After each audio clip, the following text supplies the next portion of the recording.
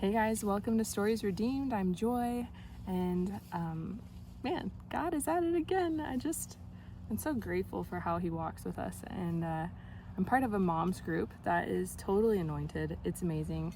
I wish everyone could go. If any of you come to visit me, which I would love, come with me to Moms Connect. It's incredible.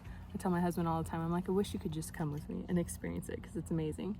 But anyway, I have been preparing to speak on raising our Ebenezer and how to strengthen ourselves in the Lord. And in preparing this lesson, last week was like, okay, is this still what I should do? Because I was questioning whether or not I should shift directions and talk about mourning and everything with Charlie's assassination. And I just felt like God confirmed, like, no, stick with what I've already led you to. And so anyway, yesterday I'm like falling into selfishness. I am struggling. I just am struggling all around. I wake up at 1 a.m. this morning and I'm thinking about what I'm gonna talk about at this mom's group, and the Lord is like so sweet. He's like, yes, I gave this to you to share with others, but it's also for you. So there I am in bed at 1 a.m.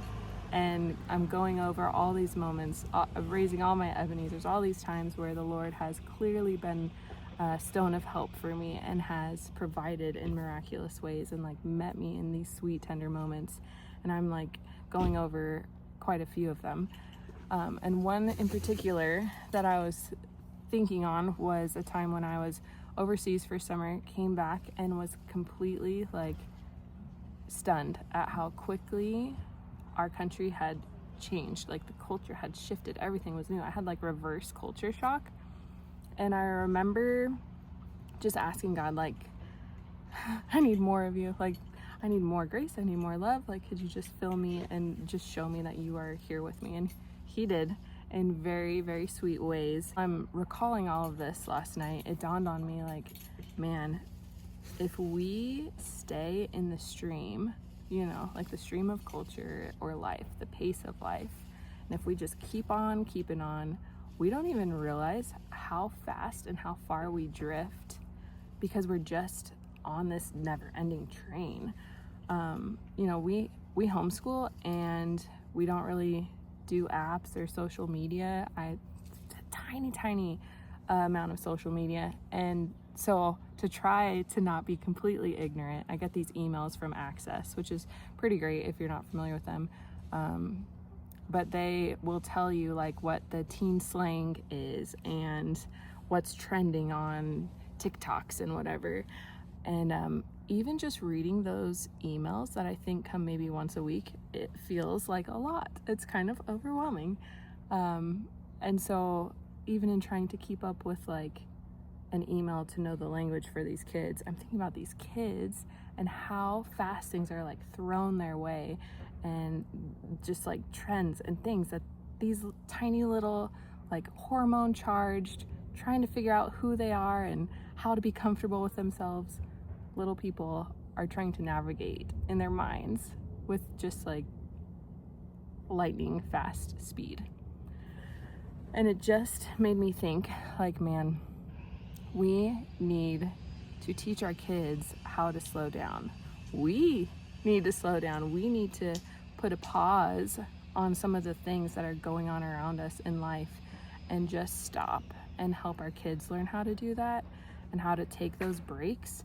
Because if we don't, they're going to end up like me last night. They're going to be a 30-something-year-old who's laying there in bed with thoughts and just feeling overwhelmed because of all these different things that are robbing our mental energy, are draining our joy, and they're like not wrong to think about, but they're wrong to allow to become this giant focal point in your mind because you haven't stopped, you know. And so I'm thinking about all this, and I'm just praying that Brad and I do a good job of teaching our kids how to slow down and how to engage the space around them without needing to be entertained the whole time, or like drawn in by a crowd, or feeling like they have to cater to a crowd or appease people, but just be, and be still, be silent, be quiet their mind. And then okay, so this is the crazy part. Then I'm like awesome, excited, walking with the Lord, and loving these moments. So after that, I jump on to YouTube, and it's like 5 a.m. now, and I'm watching some Charlie Kirk shorts, and I see 2 from him talking about the Sabbath.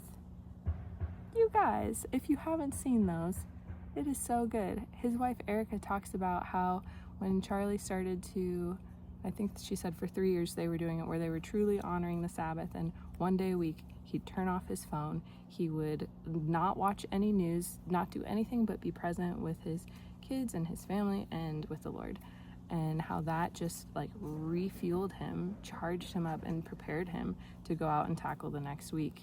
And I just think, like, man, thank you, Lord, for making all of these sweet connections for me, and just confirming over and over again that you're with me, and you're going to lead me, and you're going to provide, you're going to guide me in the path that I should be taking.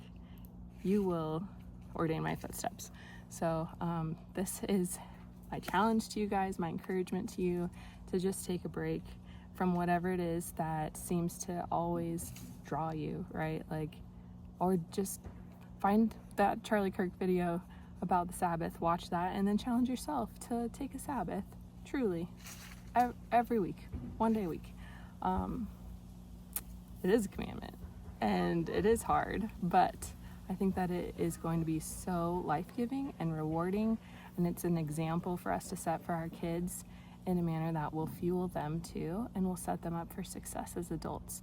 So that's what I got. I hope that it helps and blesses you guys, and sure love you. Bye.